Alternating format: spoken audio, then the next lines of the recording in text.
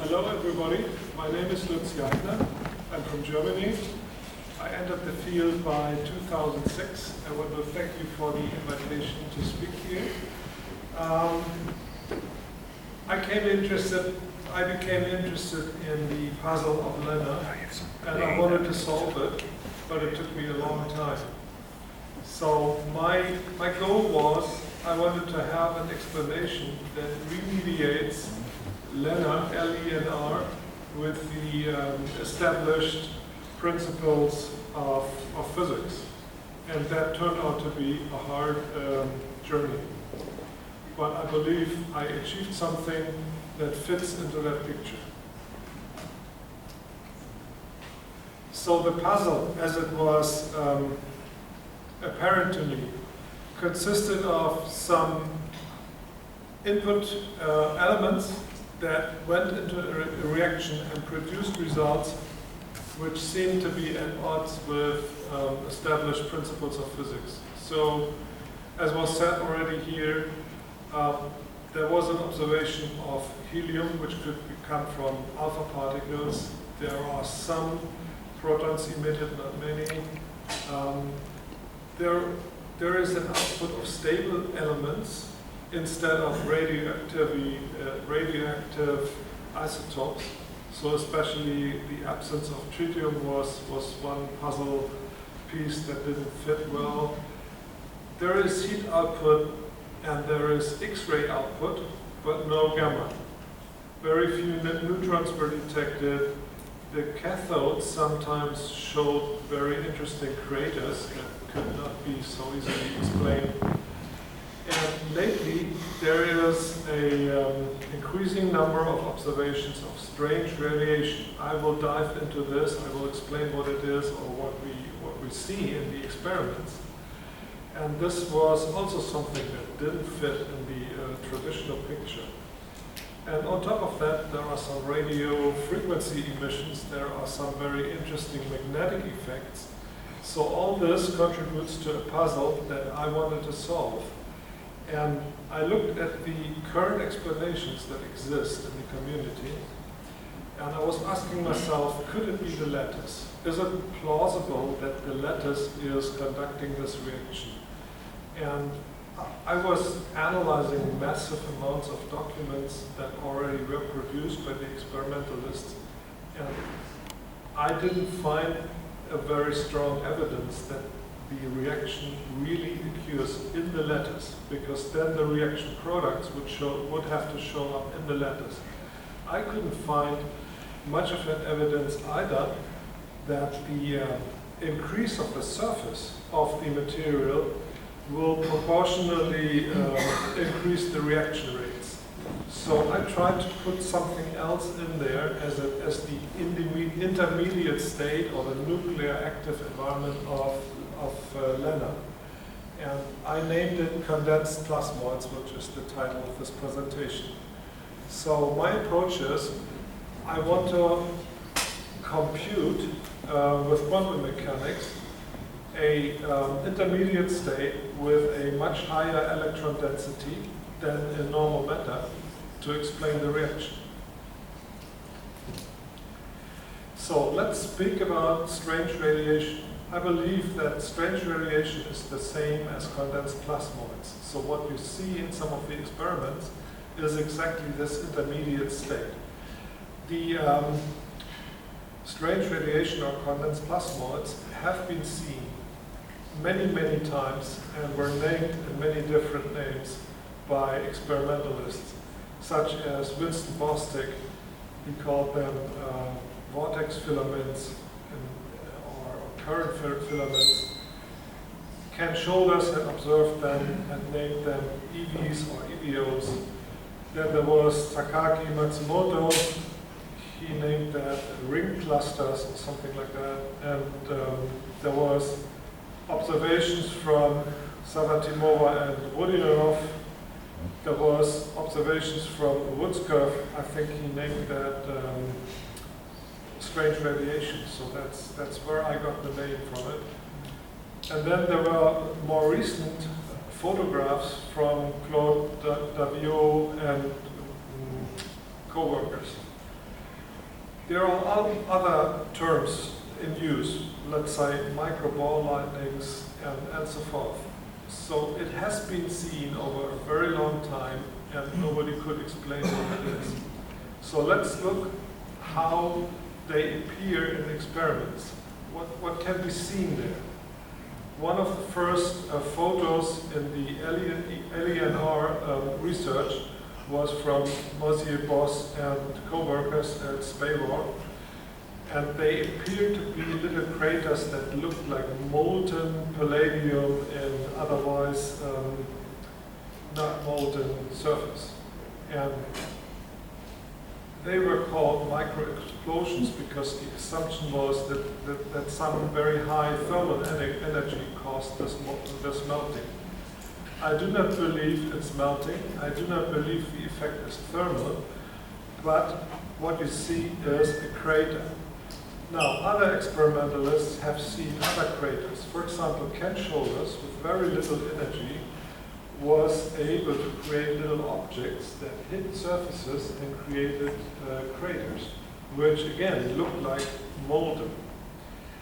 Then there were electrolysis experiments in the Fleischmann-Pons type electrolysis.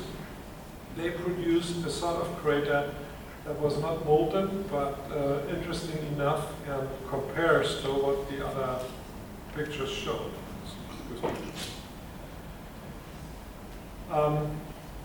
There are other forms of these objects, so they do not always look the same.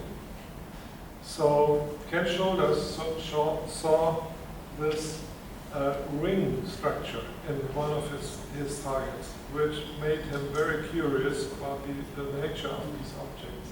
Matsumoto saw these ring clusters, very many of them, in electrolysis experiments.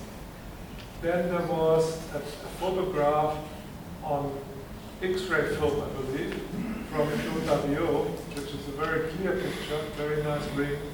There was a similar photo also on X-ray film from Rodionov and Savatimova.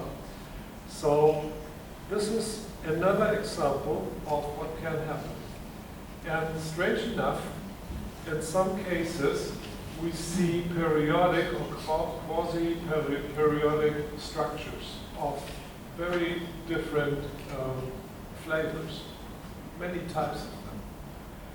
And in my model, which I'm going to explain, there is a basic structure, a self-organized structure of these objects, which can be used, if you deform that slightly, which can be used to explain these complicated patterns.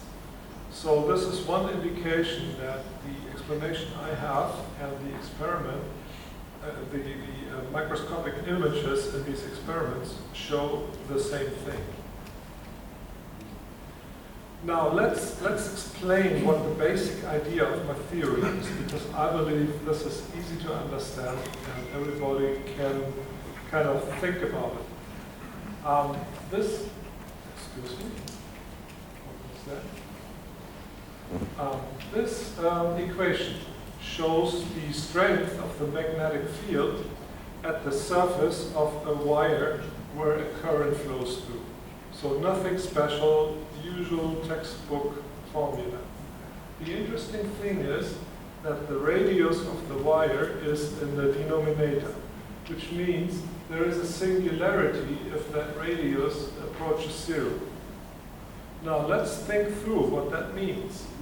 It means if you have a wire, and let's assume the wire is not a piece of metal. Let's assume this is a plasma, right? A current carrying plasma is a plasmoid, so it's a plasma wire or a plasmoid that is having this radius. Let's assume that.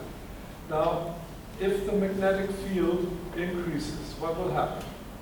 It will create a pressure on this plasma. It's a pinch effect, it's that pinch, and the wire will become thinner. Now, this formula says if the wire becomes thinner, then also the magnetic field becomes stronger, and this is kind of a positive feedback.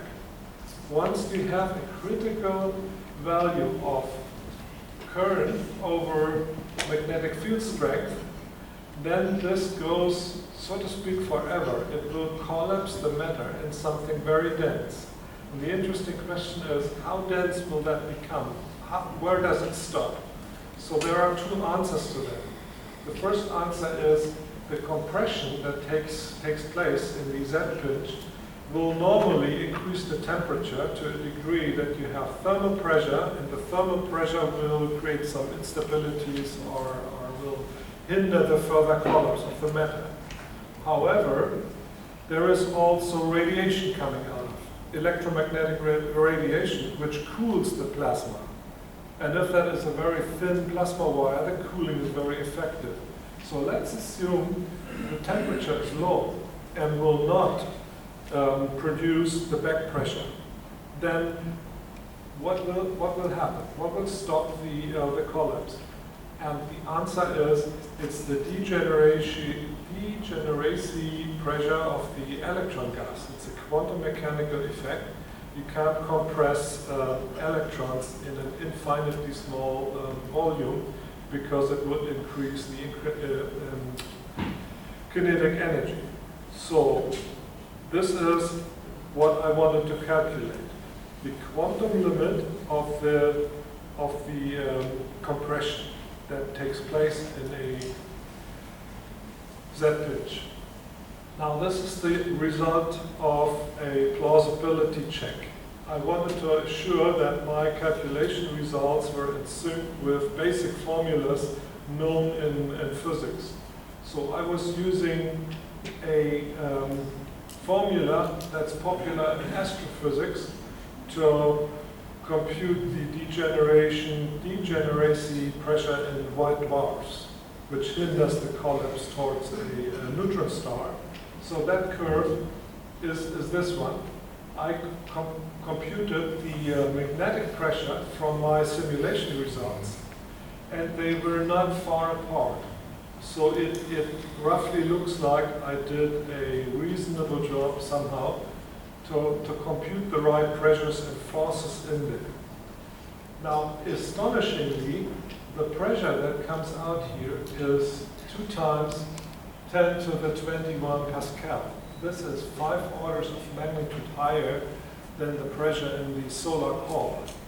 So we're talking about something very exotic here.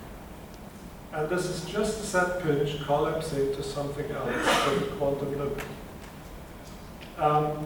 The results you see here in these curves were obtained at a radius value of 35 picometers and a current, intrinsic current in that wire of 9.2 kiloamps.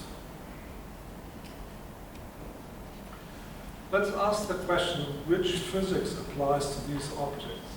We have a choice between plasma physics to describe that because it's a plasma or a plasmoid. We have quantum mechanics, which may be good because we are collapsing towards the quantum limit. Let's see what it says. If we have plasma physics at low temperatures and high densities, what does it give? Plasma physics would predict that the plasmoid dissolves into atoms and molecules. Well, that makes no sense. At these densities, there cannot be atoms anymore because they are much too close to each other. The electrons become delocalized, so you won't see atoms. And also, the current does not stop. This whole thing is still conductive even at low temperature. So I would think that plasma physics is not aligned with the observed lifetimes of these objects. The plasmoids do not decay into regular atoms and molecules as far as the experimental results show. So what I thought that I need quantum mechanics. And to be honest, I hate quantum mechanics, but I had to use it, right? And the quantum mechanics predicts that the condensed plasmoids remain in the plasma state because of delocalization of the electrons, and only this aligns it with the observed lifetimes of condensed plasmas, which go up above hours and in some cases even days, what has been seen in the experiment. The next slide shows the basic assumptions I'm putting into my quantum mechanical modeling, because I wanted to know the properties, so I had to do some computation, and for the computation I need a model. So the model does very few assumptions.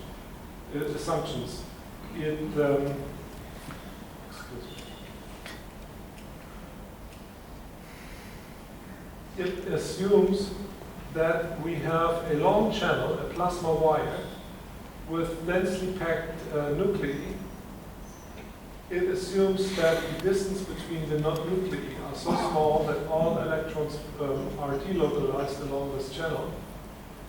And the electrons are supposed to move relatively to the nuclei so that I get a current through that plasma wire. So this is all. This is the whole set of assumptions. Nothing else. No rocket science. I'm using something that is hopefully well established in the textbooks. It's the Hamiltonian with so-called minimal coupling. It describes the total energy of an electron in a magnetic potential and an electric potential. So it should be familiar and it should be agreeable. The formula is a relativistic one because I assume I will get out velocities of the electron which can be up to 80% of the speed of light, and I thought it's more precise to do a relativistic Hamiltonian. If you quantize this Hamiltonian into a quantum mechanical equation, you can come up with the Klein-Gordon equation if you ignore the electron spins. It's kind of the direct way to quantize the Hamiltonian. So I did this, and I was using cylindrical coordinates because I have a long plasma wire. It has a cylindrical symmetry in it. Then I needed to compute the electric potential and the magnetic potential from the wave functions and the nucleic charges. So this is the formulas that was put in for that purpose. And then I had to solve this Klein-Gordon equation. And in order to do so, I first of all made this product ansatz. So I wanted to separate the wave function into something that is going in actual direction, in azimuthal direction, and in radial direction. And the actual wave function solution is known, so that I can write that down. It's done. The azimuthal wave function is also known. It's done. Only the radial wave function looks a little bit more complicated. It's the solution of this component of the Klein-Gordon equation, which I have to solve. And unfortunately, there is no analytical solution available in the literature for that differential equation. So what I did was, I was replacing, or I was doing an ansatz where the wave function was approximated. This is the radial wave function here. It was approximated by a polynomial multiplied by a radially decaying exponential function. And also the potentials in my equation was approximated by a polynomial. So if I put that into my differential equation, I can find an analytical solution if I use these coefficients for the polynomial here. I have an analytical solution, which is nice because it speeds up the computation time. I need to say something else here. I need to say that, just a second. With this equation here, it is assuming that I can, with reasonable precision, use a single electron wave function computed from the mean potential of all the other electrons in the nuclei. So this is an approximation again. It is not the full quantum mechanical solution that you would normally do, but I have billions of electrons. I need to be more simple in my approach. So, what comes out of that simulation?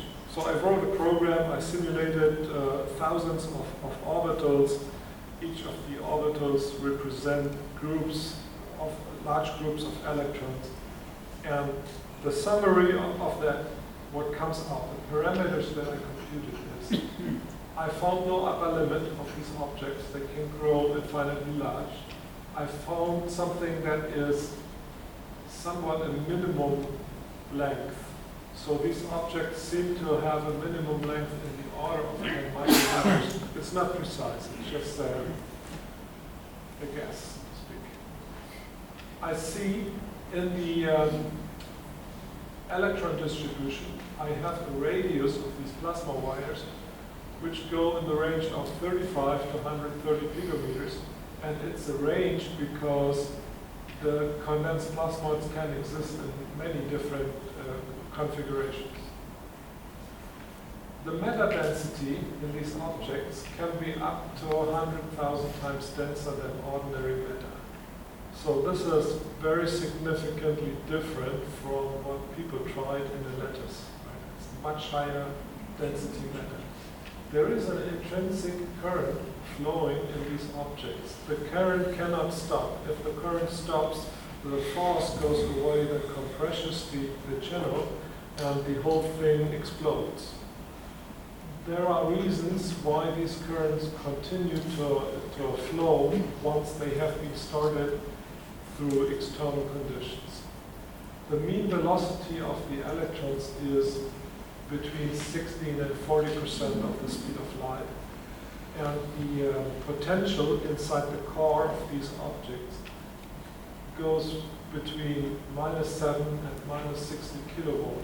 The reason for that is there is an excess of negative charge in there. So there is, let's say, up to 2% more electrons in these objects than nuclear charges, which make them attractive for the ions. The ions are safely trapped in there, but the electrons are not. They could fly out, and only the magnetic field holds them towards the core. Of course, I wanted to know also the binding energy, and that came out as a disappointment. The binding energy is between 10 and 120 kiloelectron volts per electron. So this is an endothermic binding energy. From an energetic perspective, it's an unbound electron, but it's not unbound in the sense that it will fly away. It's unbound in the sense that if you stop the movement of the electrons, it will then fly away. So I believe that this is a preliminary result. I believe that I have some terms missing in my Hamiltonian, which will in later time, find a correction. I can't tell you now, I don't know. Let's look at the electron density distribution. So you see these curves here. This one is the electron density, and the other one is the current density.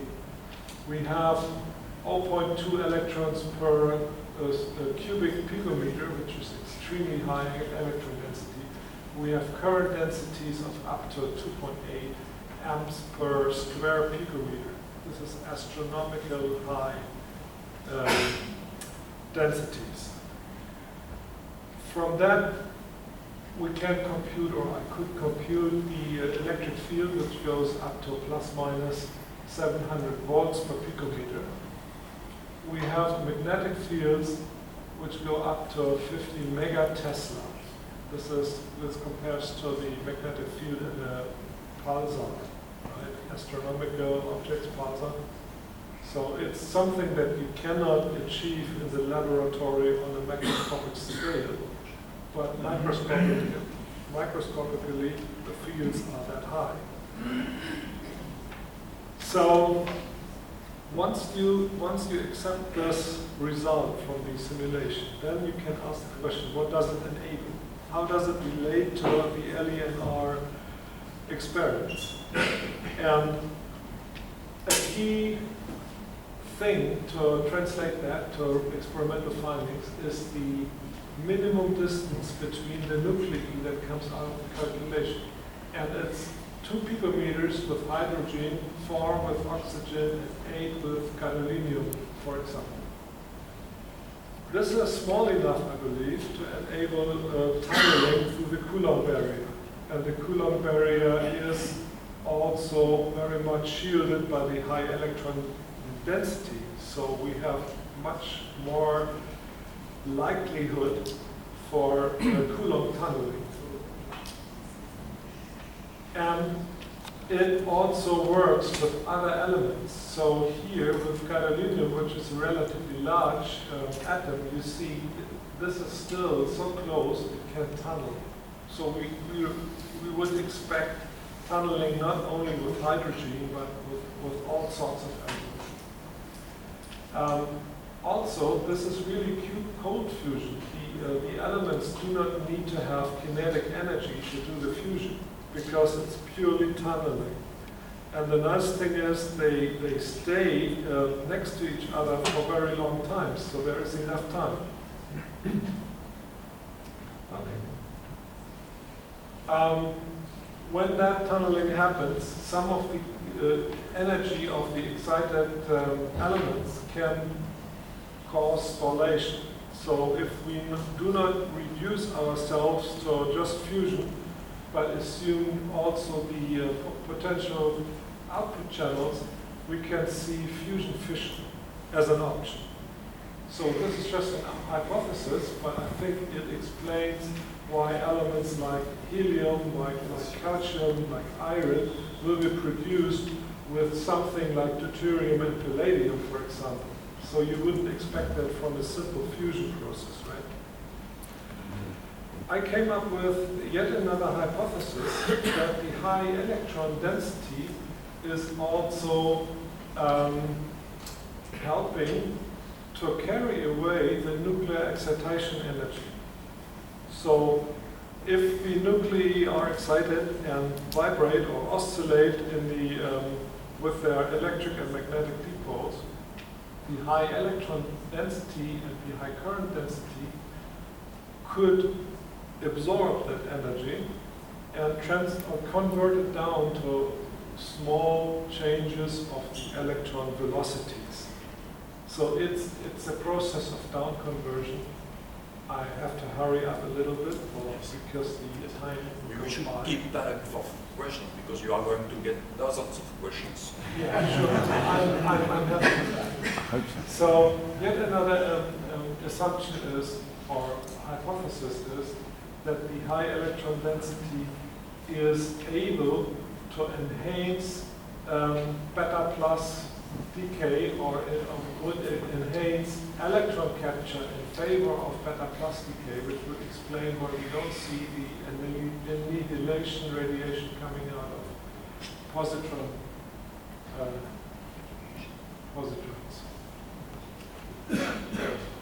So, what we see in experiments is that these objects stay for a long time. I think there is a nuclear feedback into the kinetic energy of the electrons.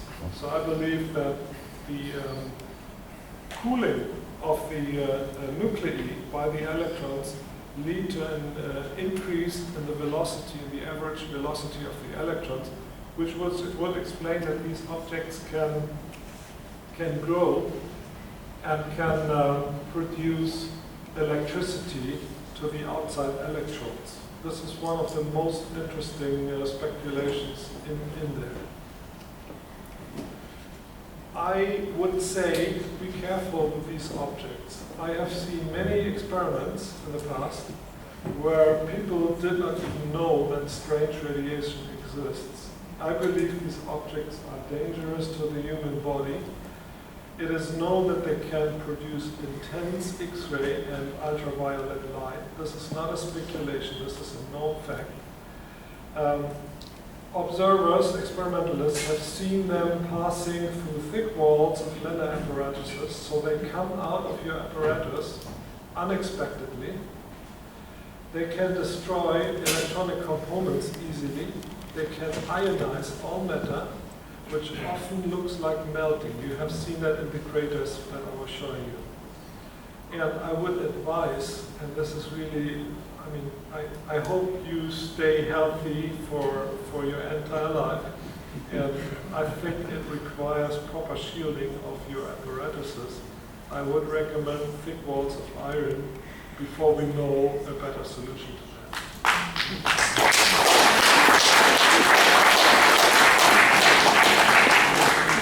I have one more slide because a warning is not a good end of a presentation. This slide shows an apparatus from Anatoly Klimov. Thank you, Anatoly, for this excellent experiment. I will not explain the details of that. I will only focus on the cathode here, which has a very wide shining here. And when we will speak tomorrow. Yes, and the cathodes afterwards show these cratering in their surfaces. So the comment that I want to make is, you can see condensed plasmoids with your naked eyes if they have a high density. Anatoly calls them erosive metal clusters. It doesn't matter, it's just another name for the same thing. And I tell you, once you see them glowing in this way, and once you see the craters here, you do no longer need to have calorimetry to find out whether you have excess heat. You will have excess heat in the kilowatt range. So the real challenge now is build an apparatus like Anatoly did, which shows this glowing, and you're almost done. Thank you.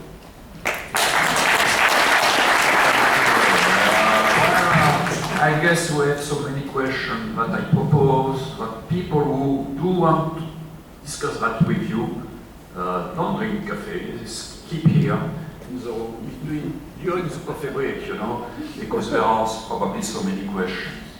I even nurtured one myself because, you know, the instability you show in plasma, it reminds me that in the 15s already, physicists working on hot fusion made a zeta pitch experiment, you know, and they discovered the first instability in plasma. They saw such type instability exactly for the reason you mentioned, but at that time they were making hot fusion, and they did see neutrons. In plasma focus devices, they saw filamentary structures which are identical to condensed plasmoids, so they also saw cold fusion. You're right. Yes, but in that case you get neutrons. We don't see neutrons.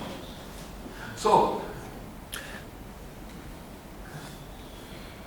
a question. I understand the generation of these things, or more or less, in a plasma focus experiment, similar experiment. But what does that have to do with, let's say, outgassing from palladium cathode? How do you account for the generation of these things in an experiment that seems to have a very low energy density? Where is the currents coming, and how can you think about that?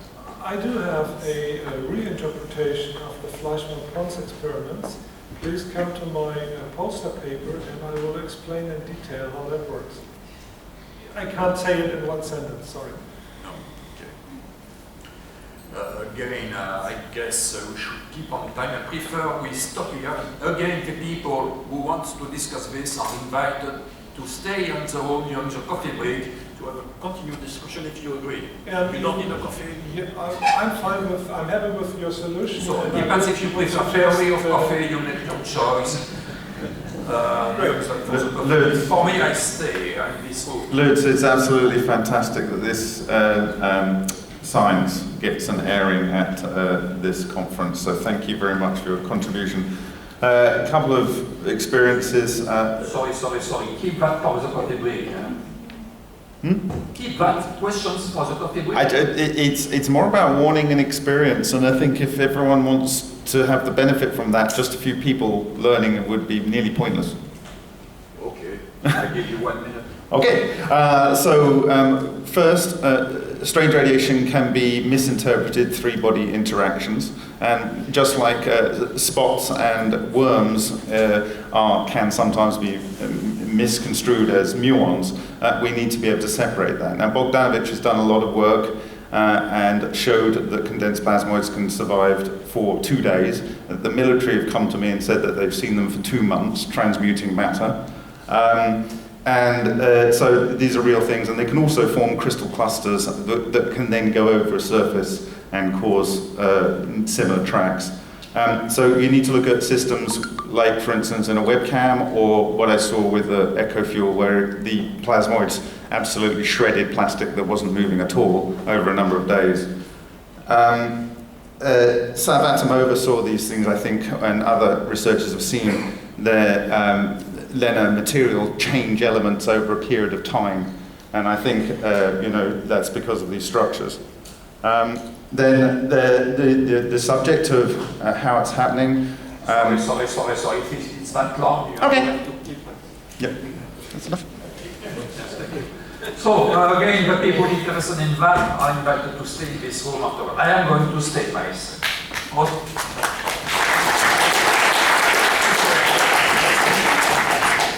The last speaker this morning will tell us more about theory. This is Gay Fredericks about elliptical tracks. I guess a few people are going to leave this room in terms of the theory.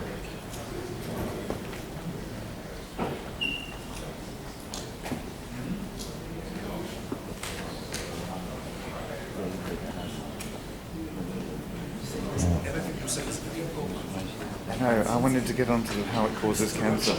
I know. Too many people have died.